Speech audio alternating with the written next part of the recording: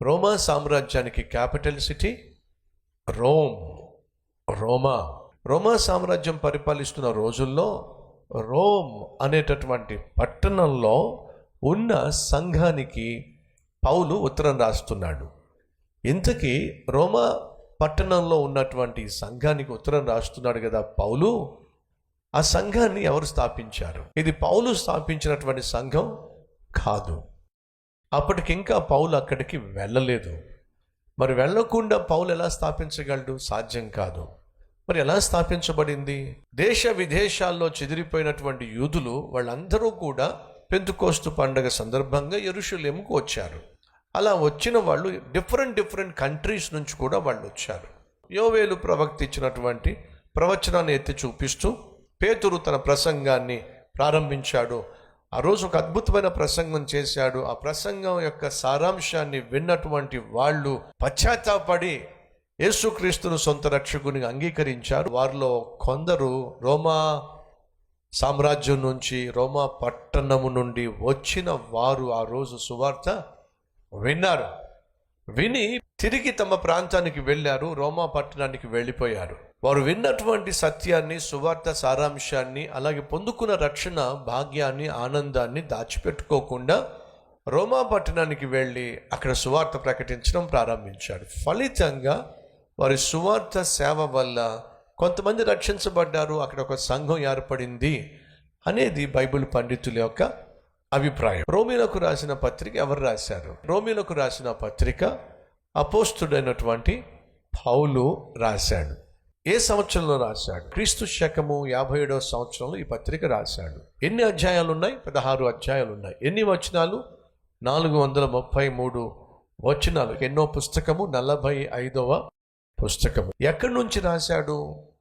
తాను కొరింథు అనేటటువంటి పట్టణంలో ఉన్నప్పుడు, గాయు అనేటటువంటి ఒక ఆత్మీయుని ఇంటిలో ఉన్నప్పుడు ఈ పత్రిక రాశాడు. ఈ పత్రిక యొక్క శ్రేష్టమైన మూలవాక్యం ఏమిటంటే 8వ అధ్యాయము 28వ వచనము. అనగా దేవుని ప్రేమించు వారికి, అనగా ఆయన దయా సంకల్పము చొప్పున పిలవబడిన వారికి మేలు కలుగొటకై సమస్తము సమకూడి జరుగుచున్నవని ఎరుగుదుము. నీకు కీడుగా కనిపించవచ్చు, నీకు అపాయంగా కనిపించవచ్చు, నీకు ప్రమాదంగా అనిపించవచ్చు, నీకు ఏమైనా అనిపించవచ్చు. కానీ నువ్వు దేవుణ్ణి ప్రేమించే వ్యక్తి అయినట్లయితే నీకు ఏది కనిపిస్తున్నా, ఏది జరుగుతున్నా అనిపిస్తున్నా అది నీ మేలు కొరకే దేవుడు అనుగ్రహించాడు. పౌలు రాసిన అనేక పత్రికలలో రోమీలకు రాసిన పత్రిక బహుశ్రేష్టమైంది, బహు గొప్పది. సహోదరు వింటున్నారా?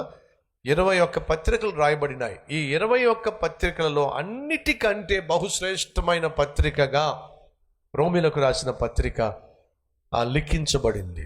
పరలోకానికి వెళ్ళాలంటే వీళ్ళు చెప్పింది చేయాలి, లేకపోతే పరలోకానికి వెళ్ళే ఛాన్స్ లేదు అనేటటువంటి తప్పుడు బోధకు కొన్ని లక్షల కోట్ల ఆత్మలు నశించిపోయినాయి. అటువంటి సమయంలో మార్టిన్ లూథర్కి రోమీలకు రాసిన పత్రిక దొరికింది. ఆ రోమీలకు రాసిన పత్రిక చదువుతున్నప్పుడు ఒక వ్యక్తి రక్షించబడాలి అంటే క్రీస్తును విశ్వసించాలి, విశ్వసించటం ద్వారానే మనం రక్షణ పొందుకుంటాము అనే గొప్ప సత్యాన్ని లోకానికి చాటి చెప్పింది మార్టిన్ లూథర్. అలా మార్టిన్ లూథర్ ఒక వ్యక్తి రక్షించబడ్డానికి ఆధారము విశ్వాసమే. దేవుని కృప ద్వారానే ఒక వ్యక్తి క్రీస్తును విశ్వసించడం ద్వారా, క్రీస్తు అనుగ్రహించు కృపను బట్టి ఒక వ్యక్తి రక్షించబడతారు, క్రియలను బట్టి కానే కాదు అనే సత్యాన్ని ఆనాడు మార్టిన్ లూథరే బయటకు తీసుకొచ్చాడు. మొదటి 3 అధ్యాయాలు మీరు జాగ్రత్తగా చూస్తే పాపము, దానివల్ల ప్రతిఫలము చూస్తారు. మొదటి 3 అధ్యాయాలు పాపము, దానివల్ల ప్రతిఫలము. 4వ అధ్యాయం నుంచి 10వ అధ్యాయము ప్రభువే పరలోక మార్గం అనే సత్యాన్ని మనం గ్రహిస్తాం.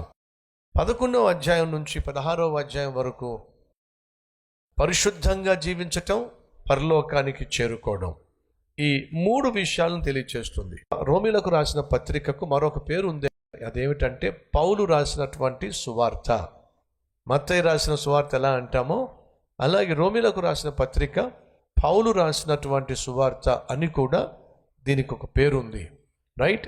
మొదటిగా నీతి, విశ్వాసము, ధర్మశాస్త్రము, పాపము. ఈ 4 సాధారణంగా రోమిలకు రాసిన పత్రికలో కనిపిస్తాయి, 60 సార్లు కనిపిస్తాయి. ఏమిటట?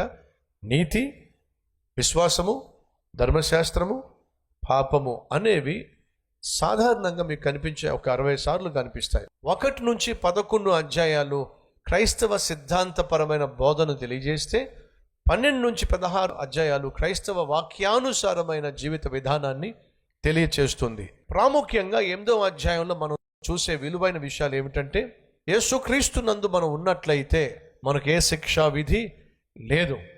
క్రీస్తులో మనం ఉన్నామా? అయితే మనకు నరక శిక్ష లేదు. మనము దేవుని ఆత్మను కలిగి ఉంటాం. మనము దేవుని వారసులుగా పిలువబడతాం. మన కొరకు దేవుని ఆత్మ ప్రార్థన చేయటం జరుగుతుంది. మనకు సమస్తము మేలు కలుగుటకే జరుగుతాయి. మనలను ఏది కూడా దేవుని దగ్గర నుంచి వేరు చేయలేదు. ఈ విలువైన సందేశము ఆ రోమిలకు రాసిన పత్రికలో 8వ అధ్యాయంలో మనం చూస్తాం. ఇంతటితో రోమిలకు రాసిన పత్రిక వివరణ నేను ముగిస్తున్నాను.